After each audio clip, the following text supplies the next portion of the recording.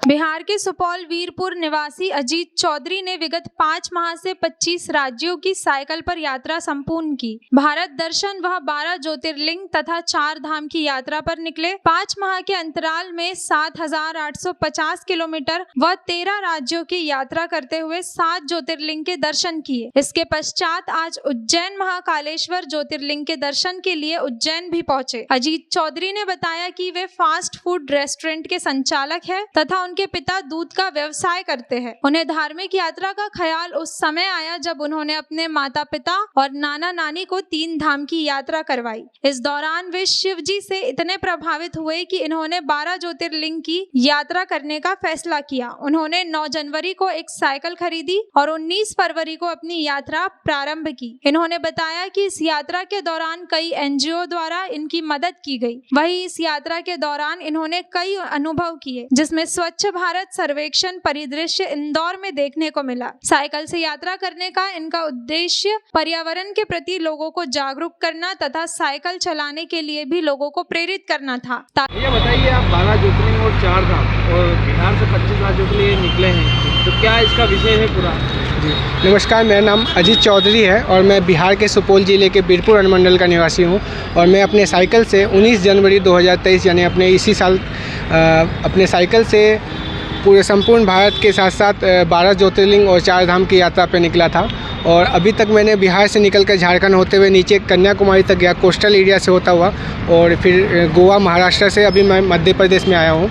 अब तक मैंने 7 ज्योतिर्लिंग और 2 धाम की यात्रा कर चुका हूँ दर्शन, और लगभग 7,800 किलोमीटर साइकिलिंग कर चुका हूँ।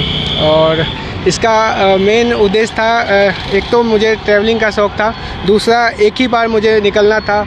और अभी मैं बैचलर, मतलब अभी मेरी शादी नहीं हुई, घर से प्रेशर आया था शादी का, तो मैं शादी के बाद ये नहीं कर पाता, इसलिए मैं अभी सबको कन्विंस करके अपने पेरेंट्स को और फिर मैं निकल गया। किस प्रकार का जुनून माना जाता है? इसे एक तो अपने देश को देखना, जगह जगह के कल्चर और वहाँ के रहन सहन खान पान को, और साथ ही साथ महादेव के प्रति प्यार।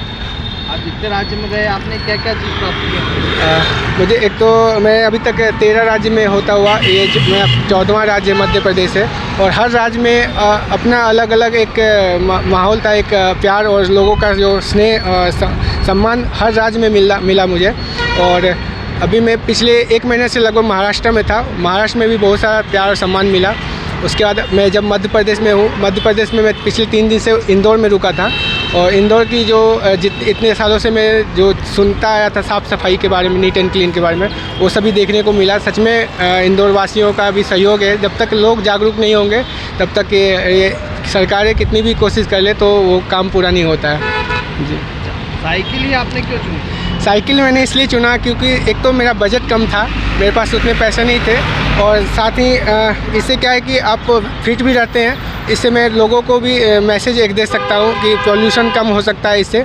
और मैं ऐसे स्कूल वगैरह में भी मुझे एनजीओ वाले लोग ले जाते थे, तो मैं वहाँ बच्चों को भी ये बताता था कि आप अगर पर डे अगर कोचिंग स्कूल वगैरह जाते हैं या कोई भी लोकल आप कहीं पे सामान वगैरह कुछ राशन पानी कुछ भी लाने जाते हैं तो साइकिल का प्रयोग करें। अगर आपने 5 से 10 किलोमीटर भी साइकिलिंग किया तो एक तो आपकी हेल्थ फिट रहेगी शरीर का, और ऊपर से क्या है कि आप पॉल्यूशन नहीं क्रिएट कर रहोगे, और इससे पर्यावरण भी शुद्ध रहेगी। कितने घंटे आप लगातार साइकिल चलाते हैं? मैं सुबह 6 से 7 बजे तक निकलता हूँ अभी गर्मी में, तो लगभग दोपहर में 1 बजे के आसपास स्टॉप कर देता हूँ, खाना वाना खा के किसी होटल ढाबा पे, और फिर मैं 4 बजे निकलता हूँ और अंधेरा होने से पहले कहीं ना कहीं रुक जाता हूँ। आपने जब साइकिल से इस तरह का प्लान बनाया घूमने के लिए, तो परिवार के मन में क्या विचार आया, क्या कहना पड़ा? पेरेंट्स मेरे तो पहले तो एग्री नहीं हुए, और बाद में मैंने जब साइकिल ख़रीद लिया और मैंने कन्विंस किया उसको कि मेरा ड्रीम था बहुत सालों से, और जो कि शादी के बाद कभी पूरा नहीं होता इस तरह का इतने लंबे टूर के लिए। तो मैंने कन्विंस किया, और मेरे माता पिता भी जो है, मैंने उनको भी दर्शन करवाया हुआ है। 12 ज्योतिर्लिंग में से 7 ज्योतिर्लिंग अभी तक दिखा चुका हूँ, दर्शन करवा चुका हूँ, 3 धामों के भी।